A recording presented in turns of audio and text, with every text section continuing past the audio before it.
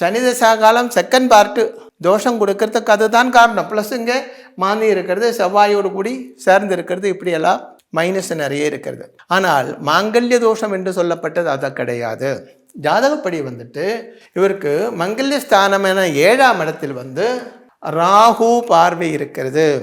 7இல் ராகு முன்னாடி ஒரு வீடியோவில் எல்லாம் சொல்லியிருக்கேன். அது 7ஆம் இடம், 8ஆம் இடம், 2ஆம் இடம். இந்த 7ஆம் இடத்திலே 8ஆம் இடத்திலே 2ஆம் இடத்துல, அதாவது 7ஆம் இடம் மங்கல்ய ஸ்தானம், 8ஆம் இடம் தாம்பத்திய உறவு ஸ்தானம், 2ஆம் இடம் குடும்பஸ்தானம். அங்கே சூரியன், சனி, ராகு என்ற கிரகங்கள் இருந்தால், இல்லை அந்த கிரகத்தோட பார்வை இருந்தால் அது சம்பூர்ண மாங்கல்ய தோஷம் ஆகும்.